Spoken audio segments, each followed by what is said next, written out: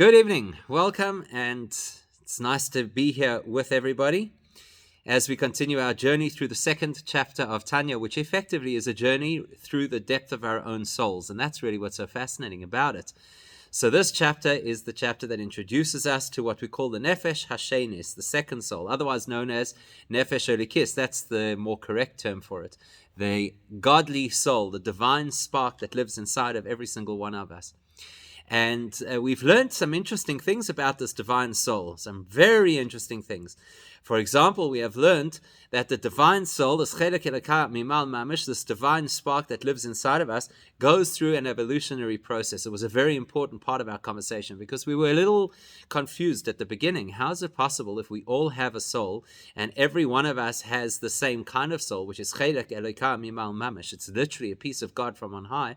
So how come it is then that through the course of history you have giants, deeply spiritual people who have the most incredible souls, apparently, and then you have very ordinary people? So how does that work? If everybody is from the same kind of soul, if everybody is chelek elokah mimal mamish, a piece of God from on high, so how does it work that everybody comes out on the other side so diverse, so different? How does that happen? That's one question.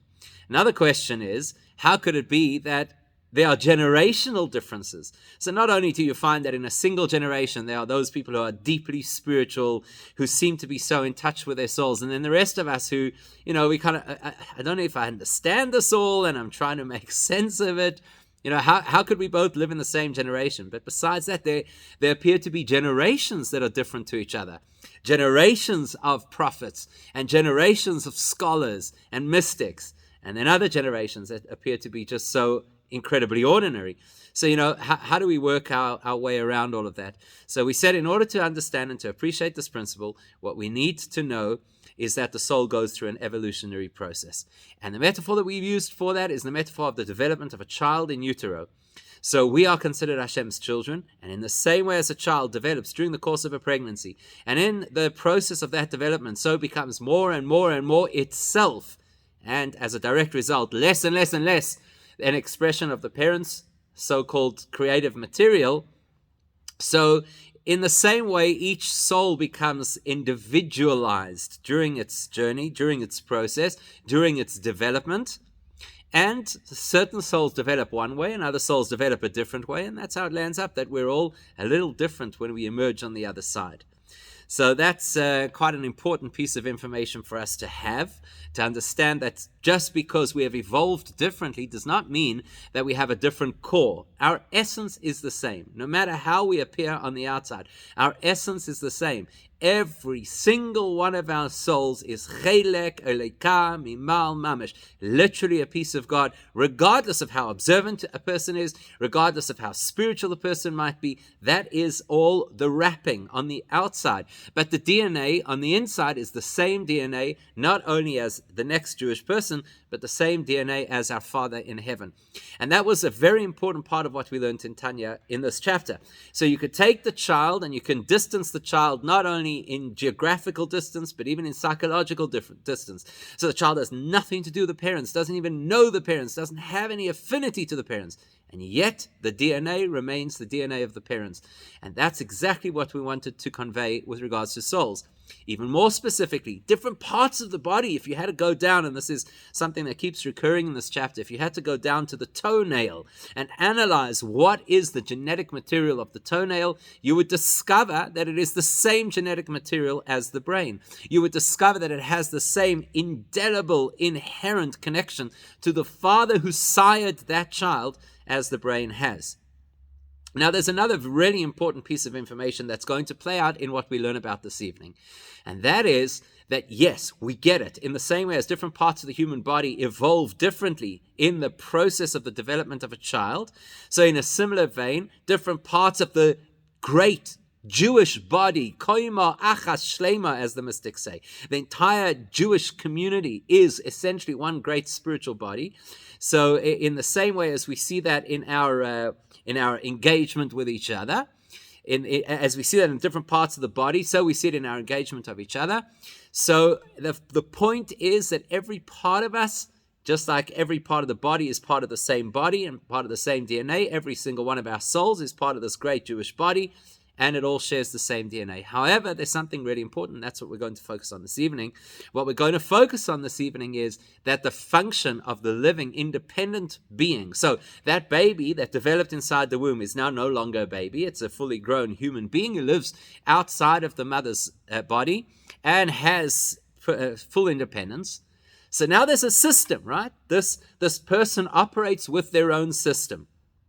And everybody will acknowledge that the system that you operate with is run by your brain, right? Everybody will acknowledge that. Yes, I know there's some people who say, no, it's not true. My system is run by my stomach.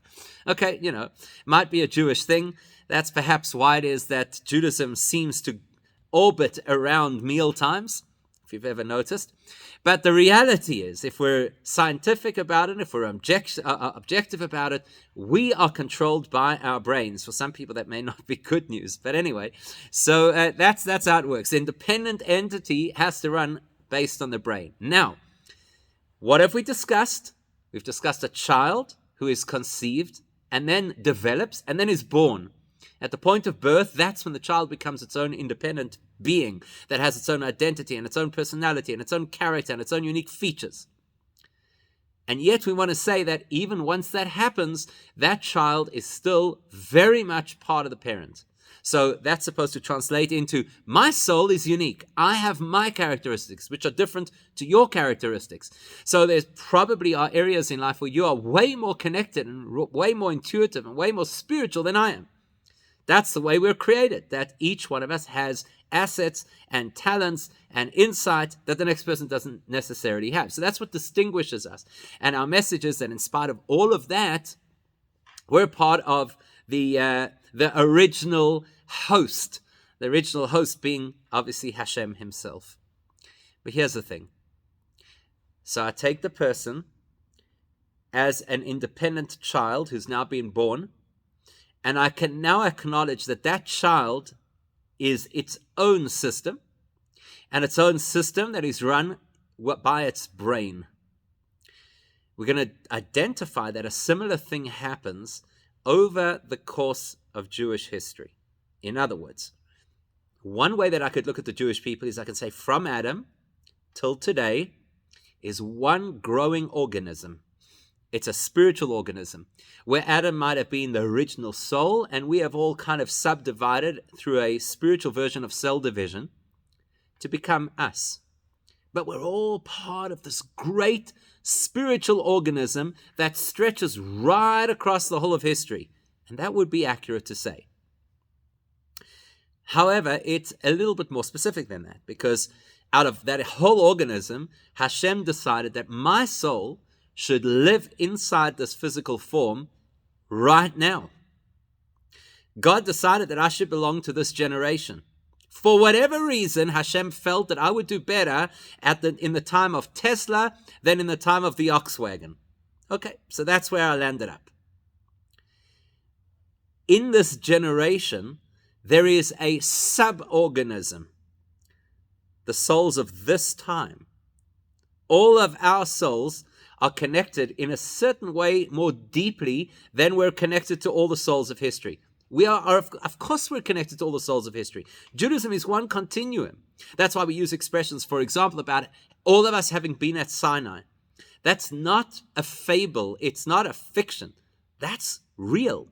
When Hashem gave the Torah at Mount Sinai, every single Jewish soul, including the souls of any person who would convert to Judaism in the future, was present at that time because we're all interconnected. And we have a responsibility to each other. So there's a lot of effort that was put in by the preceding generations. They worked really hard. They had some serious challenges in their lives, as we well know. They sacrificed for their Judaism. We have a responsibility to them to keep the torch alive, to pass on the tradition to the next generation, to make sure that this generation has the best Jews possible. So we are all interconnected, and we all share responsibility. But I think you'll agree that if I live in the same time that other souls are living, it must indicate that I have a responsibility to those souls that is even greater than the responsibility I have to souls of previous generations. So, for example, the Gemura tells us that there's a principle called arevus. The expression is Kol Yisrael arevin ze lo ze. Every single one of us as Jewish people is responsible for the spiritual well-being of every other Jewish person alive today. Now, that's great, by the way, for a community of people who don't typically carry a lot of guilt. This is great because now we have another reason to feel like we perhaps might be inadequate, because I've got the rest of the 12, 14, whoever knows how many million Jews in the world, Kanain Hora, on my shoulders. And by the way, now you understand where Chabadniks come from, right? What do you think? You're just going to sit on a plane over there and enjoy your coffee, and a Chabadnik says, no, I'm responsible for you. Do you understand that? Our neshamas are intertwined. If I don't look after you, I'm not doing what I was sent here for, like the Baal Shem Tov teaches. A soul enters this world for 70, 80 years just to do one favor to another Jewish person. We are absolutely intertwined with each other. So, yes, across the whole experience, the whole spectrum of souls, we're one body. And within every generation, we're also like the child that has been born out of that host body and has to now work independently and needs a brain to keep it alive. And that's what we're going to focus on this evening. The brain that keeps us alive. Because much in the same way as you have to feed your body, because if you don't feed your body, we all know what's going to happen. And in the same way as a person has to feed their soul, because if you don't feed your soul, you also know what's going to happen. In the same way, we have to work out, how do you feed your soul? It's very nice for people to say, I get it. I know I have to inspire myself. I know I need a connection, and all these other lip service things that we say. The question is how. So if your cell phone battery runs low, you know exactly what to do. Plug it into the charger and it will charge. If your stomach grumbles, you know exactly what to do. Feed it. If you're bored, you know exactly what to do. Find something meaningful to occupy yourself. But if your neshama is thirsty, or worse, your neshama is thirsty and you don't know how to interpret that thirst, then what? Where are you going to go? Whose door do you knock on? Where do you find this inspiration? And you know, this is a funny thing about being Jewish. Have you ever noticed Jews are, generally speaking, very unsettled people? And I don't mean that. I mean, you know, I'll say this in the paraphrase of the classic anti-Semite. I mean that in the nicest way possible. Well, what does it mean Jews are unsettled? Think about it. Why are Jews so innovative? Why do Jews always come up with new welfare programs? Why? Because we're unsettled. There's something about the world that we cannot tolerate, and we keep trying to fix it. So some of us will try to fix disease, and some of us will try to fix inequality, and some of us will try to fix politics, and some of us will try to fix the economic system, and some of us will try to fix people's minds and emotions. And that's how it is. That's why we contribute so much to society, because we have this element of unease. Like there's something that we're not comfortable with. This world is not a comfortable place. And part of the reason for that is because we don't know how to translate the thirst of the soul. So any of you who have ever learned Tanya with me before, you'll know that this is one of my favorite metaphors. It's the going to the fridge at night metaphor. You know that experience? You go to the fridge, you open the fridge, you look inside. After a few seconds, you close the fridge and you walk off. 5 minutes later, you go back to the fridge and you open the fridge again and you look inside again. And I would like to know what's just happened in the last 5 minutes. What made you go back to the fridge? I mean, you saw what was in there. What do you think? In the interim, something else is going to manifest. Something's going to suddenly appear. Is that what it is? We go back hopeful. Maybe I missed something that was hiding behind the milk carton. Why do we go back to the fridge? You know why? Not because we've lowered our standards. Okay, fine, I'll take out that lasagna. No, we go back to the fridge because we're misinterpreting the hunger. We're not going to the fridge because we need food. We go to the fridge because we feel something's lacking in our lives. There's some kind of a void. And if I cannot put my finger on what it is, I'm going to look until I find something that satisfies that. Now, it could be as innocuous as going to the fridge, or it could be as desperate as a person becoming addicted to some kind of mind-altering drug. It's the same principle. I feel that something's missing and I need to fill that void. So if we don't know where to go, then we could spend a lot of our energy and time just circling the world, waiting for something to hit us, something to inspire us. So let's imagine if in the human body, just imagine for a second, there was a part of the human body that did not realize that it belonged to, that's as if there was consciousness, right? So imagine there was a part of the body that did not realize that it belongs to a neurological system. Doesn't know this. Thinks, oy, you know how lonely it is to be the pinky finger. Really. You know, the index finger gets all the attention.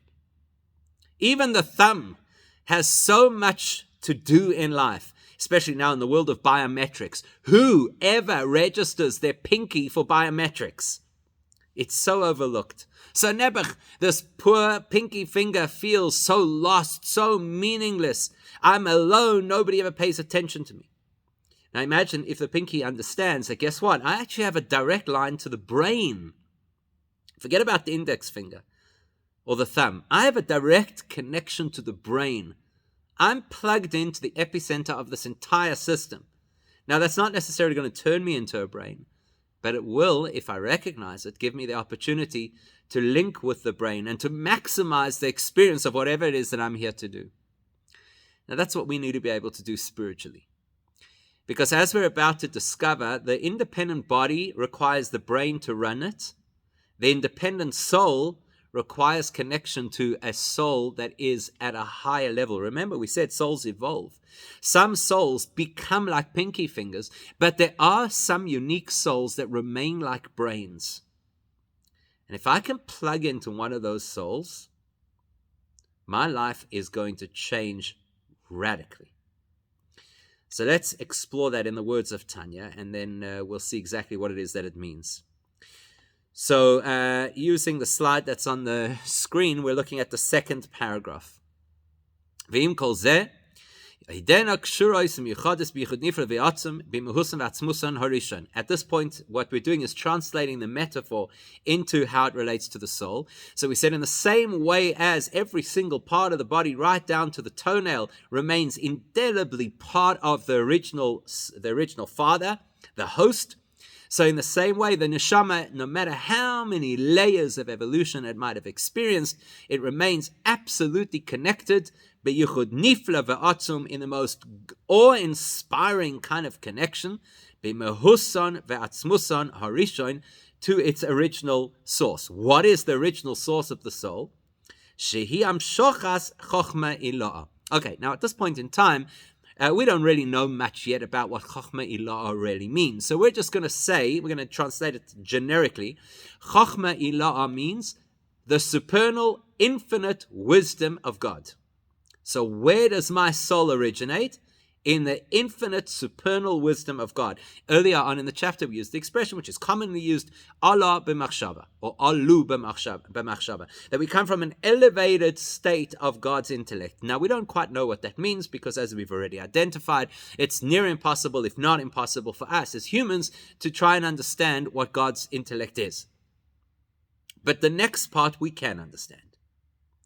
Because the nurture, spiritual nurture of the various dimensions of the soul of even an ignorant or disconnected or non-spiritual Jew,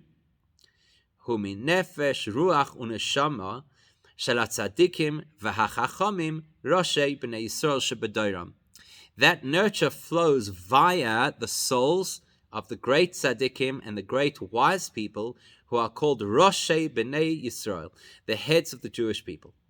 Now, of course, in any language, you could talk about the head of any system, and it would be appropriate. So you could talk about the head of department in an organization. You could talk about the head of the country. You could speak about the head of a movement. And any time that you used any of those expressions, you would probably mean the person in charge, and that would be appropriate. So the head of department is the person who's in charge of that department. We wouldn't say in English, we wouldn't speak about, for example, the head of the year. We just say simply New Year's. Because effectively what we want to say is the 1st of January is not in charge of the whole year. The 1st of January begins the new year. Jews don't talk that way. Jews have a Rosh Hashanah, a head of the year. And then again, every single month we have a Rosh Chodesh, a head of each month. So we don't just simply talk about the first, we talk about the head.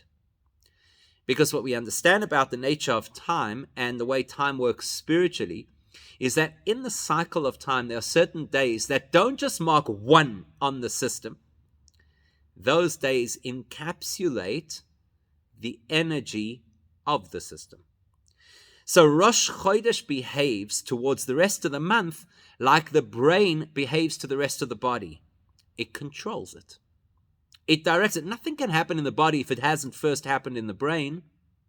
Nothing can happen in the month if it hasn't first been encapsulated in the Rosh Chodesh.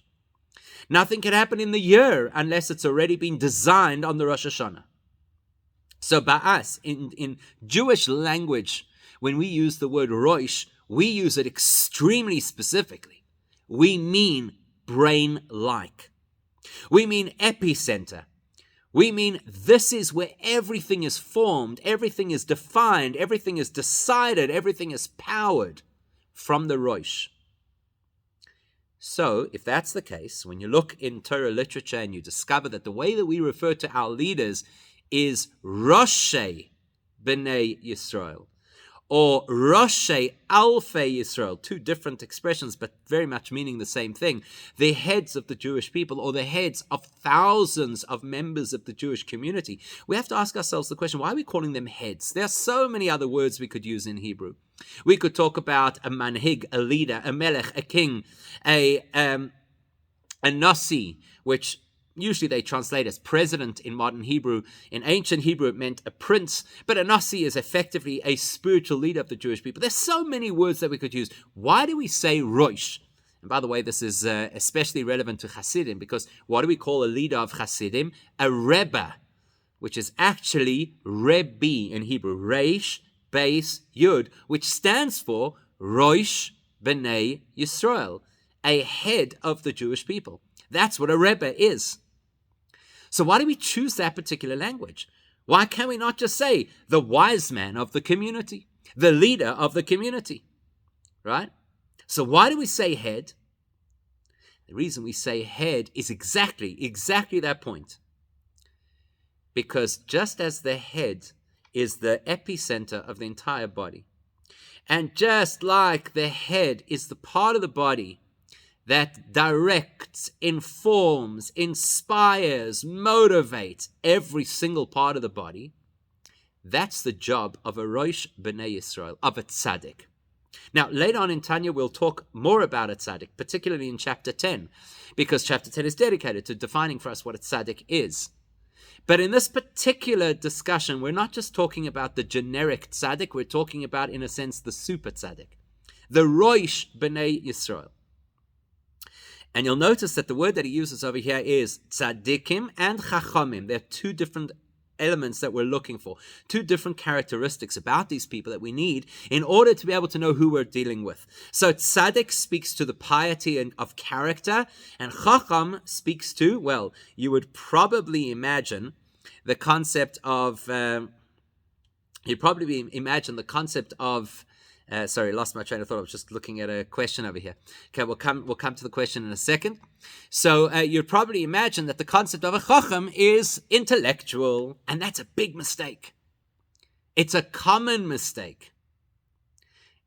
How often, think about this for a second, how often do you hear of people who rate Jews intellectually? My Rosh Hashiva is so smart. He knows so many books at his fingertips, which I guess in today's world everybody has books at their fingertips, but that's just thanks to technology, not because they're smart. Now that's a mistake. Intelligence is never an indicator of connection to God. It is an indicator of intelligence. And that's what it is. No surprises. Person is smart, it means they're smart. What is a chacham? So we're going to learn in the next chapter what the definition of chokhmah is. Here's just a bit of a heads up.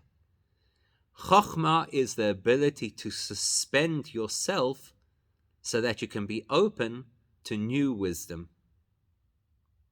It's like the Mishnah says in Pirkei Avos, that's the Ethics of the Fathers. We just read it this past Shabbos. Ezehu chacham, who is a wise person, haloi made mikol adam, a person who has the capacity to learn from every other person. It's the exact opposite of what convention teaches, because convention says, you know who the smartest person in the room is? The one who can tell you everything and answer all your questions, who's so smart. I don't know if you ever saw that skit where these people are standing at a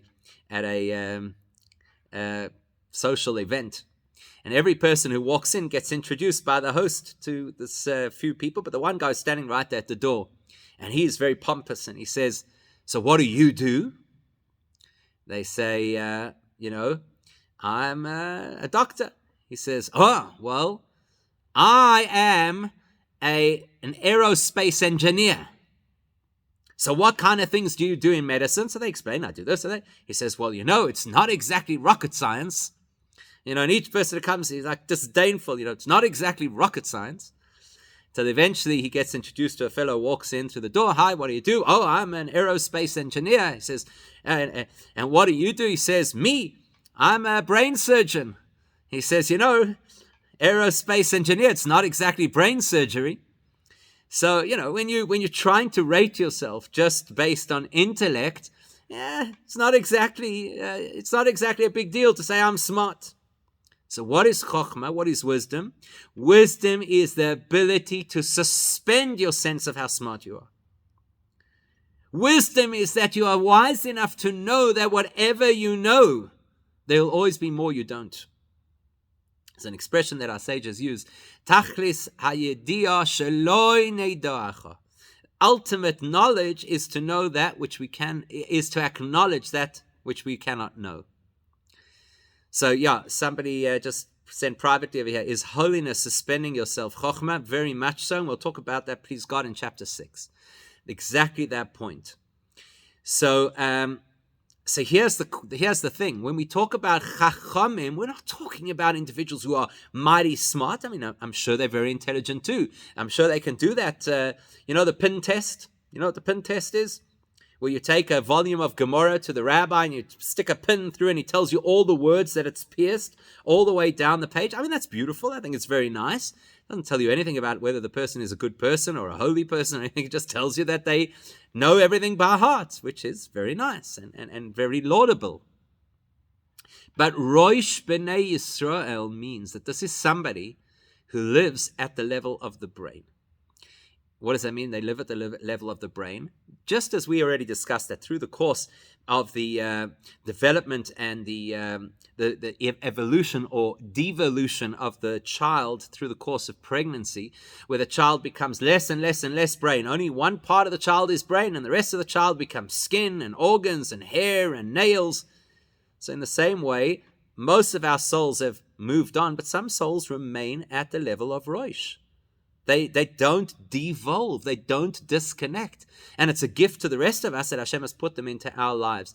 And so here he tells us something really fascinating. In the same way as the brain feeds the rest of the body, the tzadik feeds the rest of the Jewish nation. It's a fascinating concept. It's so fascinating that, in fact, because of it, our sages teach us something about our behavior that we have to learn from this principle. So let's have a look at what that behavior is.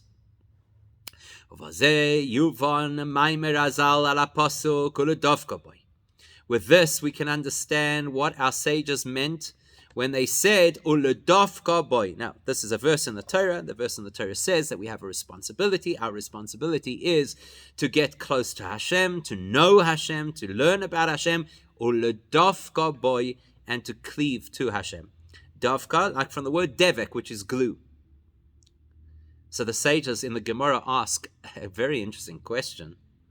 Vechi efshar lidavek b'shchina? Is it then possible that somebody should be able to connect to the Shekhinah, to the divine presence?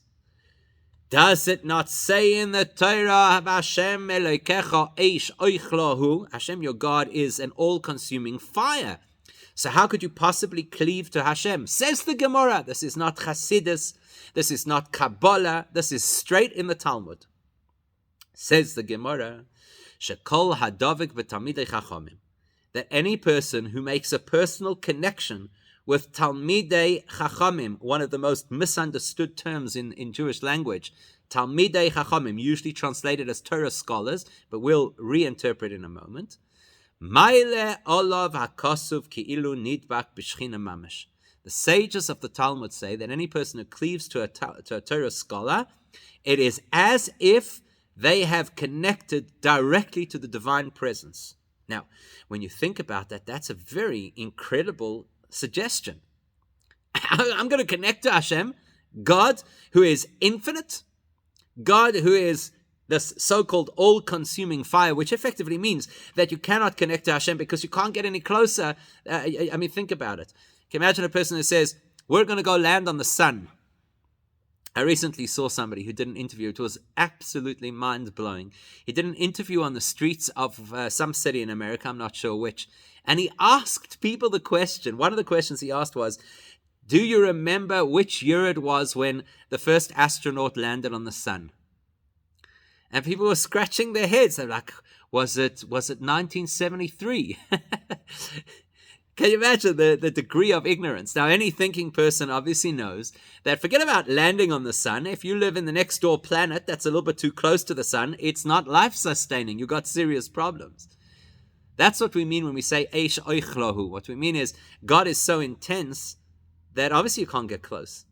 So what's the solution that our sages offer? Connect to a Torah scholar. And they go into further detail, which the Alter Rebbe does not quote over here in Tanya. So let me just give you some of that detail, just to give you context. This is what it says. What you should do is do business with Torah scholars. Marry into their family. Eat at their table. Essentially, find any which way that you can to connect. I'll tell you something else that's interesting. In a different section of the Talmud, it discusses what is the definition of an amharet. Amharet is a less than complimentary term, right? You don't want to be called an amharet. Of course, if you come from South Africa and you have grandparents who spoke a little bit of Yiddish or whatever, you probably heard the expression made into slang, amharet. That's how people say it. Amharet. You're an amharet. Okay, it's two words, amharet. The usual meaning of the word is ignoramus, but if you translate it very literally, the nation, haaretz, of the earth, meaning to say people who are earthy people who don't relate to spiritual things, people who only appreciate the tangible. So the Gemara wants to know what qualifies a person as an amharet, and there are legal implications because you cannot trust an amharet about, let's say, the laws of keeping kosher because they don't practice these things, so you can't trust them. So what is considered somebody who is an amharet? And there are various suggestions that are given, but you won't believe one of the suggestions. One suggestion that the Talmud makes is that an amharet is somebody who is absolutely fluent in all the classical teachings of the Torah. Can you imagine? All the scriptures, all the words of our sages. So why is this person an amharet? Says the Talmud. Because they are not meshamesh talmidei chachamim. Because they don't make it their business to have a personal connection and relationship with Torah scholars. Isn't that fascinating? Somebody who is book smart, intellectually brilliant, and considered to be less than complimentary because they don't have a personal relationship with a Torah scholar. It's a fascinating proposal, and it's a proposal in the Talmud. Much like this proposal elsewhere in the Talmud, that if you want to cleave to Hashem, you cleave to a Torah scholar. So many people are uncomfortable with that kind of a suggestion. What are you talking about? Is this some kind of an intermediary? Isn't that what other religions believe? Since when is this a Jewish concept? So let's understand, what is a Talmid Chacham? The usual generic translation, Torah scholar. but we already have a taste of the fact that chacham actually means more than just intellect. We already have a glimpse of the idea that chacham means somebody who can suspend themselves in order to be connected to Hashem. What's a talmid? What's a student? A student is somebody who consistently, doesn't just open a book and read it. A student is somebody who exercises, who keeps reviewing, who keeps revisiting. That's a real student. A student is not somebody who says, I downloaded the app. A student is somebody who makes it like it's their business. What does this mean? How does it apply? Talmid Chacham is somebody who makes it their business to learn how to be in a state of Chachma. That's a Talmid Chacham. That means to say they never reach a point where they say, I've plateaued, I've done the shkoyach, thanks to, pat me on the back, give me the gold medal, because I've now achieved Chachma. No, I'm Talmid Chacham. I'm constantly challenging myself to deeper levels of absolute commitment to God. That's somebody who becomes a roish, who becomes a head.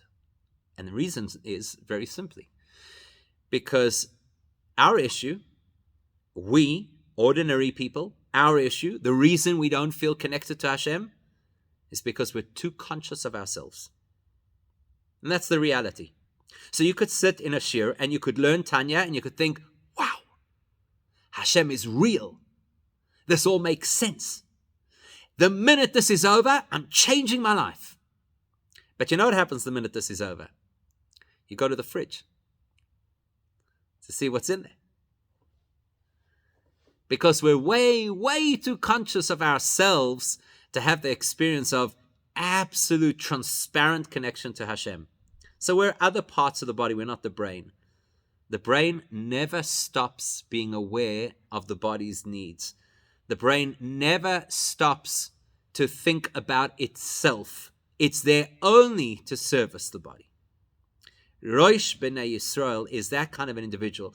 That's somebody who's here in this world knowing that their job is to service, inspire, motivate, educate, connect every other neshama on the planet. And that's all they live for. So it's through them that all inspiration flows. It's through them that all awareness and connection flows. And so the better relationship we have with those individuals, the better chance we have of discovering our own brain, our own connection to Hashem. We all like to think. We're all very independently minded, especially in the 21st century. So we like to convince ourselves, oh, I can do this. I could do this on my own. Every other area of my life, by the way, I don't do on my own. Have you ever thought about this? We live in the outsourced generation. So we pretty much outsource most of our lives to other people. We outsource our finances to a financial planner, and we outsource our health to a personal trainer and a doctor. We outsource our mental well-being to a therapist. Okay, you get the idea, right? So we outsource everything. But when it comes to my spirituality, my relationship with God, oh, that I've got. That I can do on my own. So Judaism says it's the exact opposite. If I would like to get in touch with the DNA, with the essence, with the soul of my soul, then I need to have a relationship with somebody who's already there. If you want to climb the mountain, speak to somebody who's on the mountain. If you want to feel connection, find out from somebody what connection is like. Because that's what we do with every other area of life. Before you buy a phone, you speak to people. Have you used that phone? Is it good? What's the battery life like? Before you go on a vacation somewhere, you find out from people. You go on TripAdvisor, or you look on Google Maps, or wherever it is that you look. Hey, what are the reviews? What do other people say who've had their experience? Because I don't want to invest before I know that experience is worthwhile. Yet, for some odd reason, when it comes to our own spiritual development and our sense of holiness, we're quite happy to say, okay, I got this. I think I know what I'm looking for, and I think I know where I'm going to find it.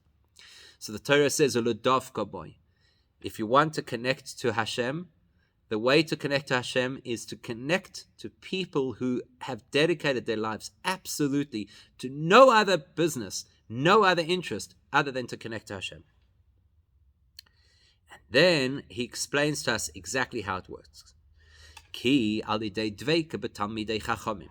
because through our connection, our meaningful connection to these great souls, Keshuros nefesh uch neshama shel amei haaretz umichadus bimhusan arishim b'sharsham shebechachmei la shehu yisparach v'chachmasei echad v'hu amadeh chulei. It is through that relationship that we are able to expose our own connection to our own depth of our own soul, to the part of ourselves that is one with Hashem's wisdom, to the part of ourselves that is connected to how Hashem is the knower, the knowledge, the known, all wrapped into one. So here's the thing.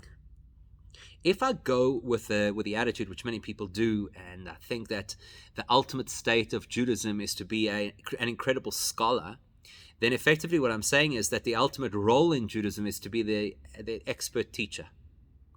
And to be the expert teacher is basically to say, I know and you don't, so I'll teach you. And unfortunately, this has seeped into the collective thinking of a lot of our Jewish colleagues, especially a lot of the Frum community. I know more than you, so I'm going to school you in what I know. And if you listen well, you might learn something. So there's a double error in that. The first error is that people think the academics are what make the greatness of a Jew. And the second thing is that people think that you have to change the person in order to help them to grow. And they're both wrong. The first reality that we have to be aware of is that the ultimate Jewish state is complete connection to Hashem. If you have achieved that state, if you are one of those unique Roshei B'nai Yisrael, then all you ever want to do is to help other people realize that they have the potential to reach that state. See the difference? You don't sit there on your pedestal saying, I'm going to lecture you now. I'm going to guide you, help you, grow you. You don't say that. You're going to say, you really should experience this because you have it in you, because you share that DNA. That's the job of a Rosh B'nai Yisrael. And that's how you know when you're dealing with a Rosh B'nai Yisrael, because it will never be a function of how eloquently they speak or how much they teach. It will always be a function of how much they get down to the level of the individual Jewish person and find a way to set that person's soul on fire. That's Rosh B'nai Yisrael. That's the heads of the Jewish community. All spiritual development happens with their assistance. Which is why in the end of the section that we're going to conclude this evening, he puts in a little parenthesis. Not everybody's going to connect. In fact, some people are going to dafka interfere with their relationship. They're going to dafka give tsuris, give difficulty to those great people, as we've seen in our history. Whether it was in the time of Moshe, where he had a Korach rebellion on his hands, or he had a Dasan and Aviram, the two brothers, one of their brothers, colleagues, who consistently tested Moshe on every single thing that he said. Whether it was King David at his time, we had people who wanted to completely undermine his kingdom, etc. So what about them? Look what he says. This is so beautiful. Those people who dafka, who intentionally break from the Torah scholars and rebel against them and behave against what they guide. Those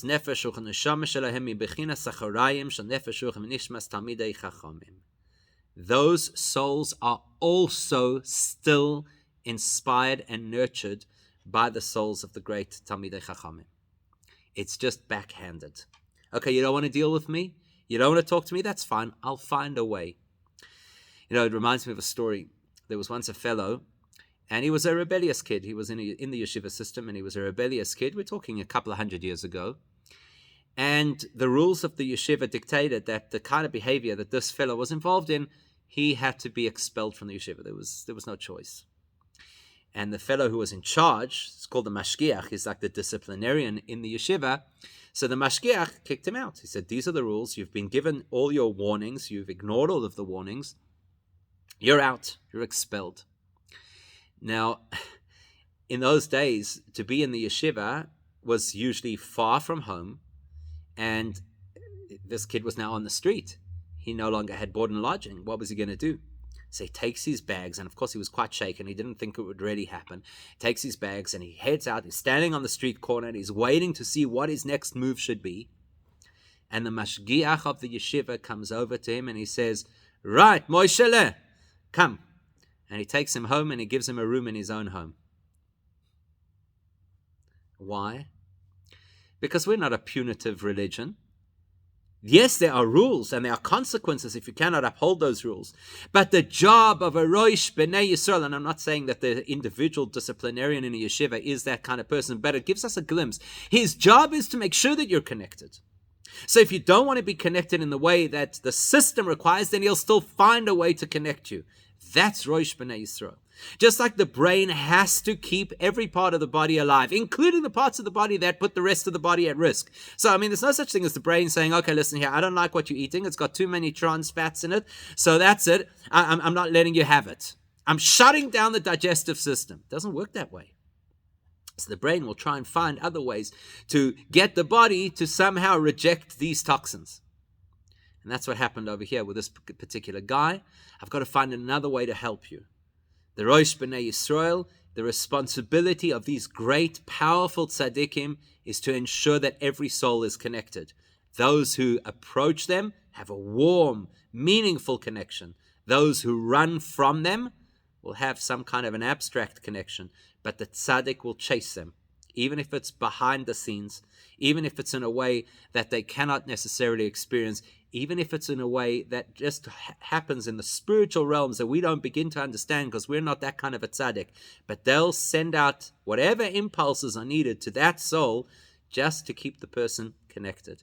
So that's why every one of us needs a tzaddik in our lives, because it's the most viable way to get our neshama to be able to express itself, because we're not naturally there.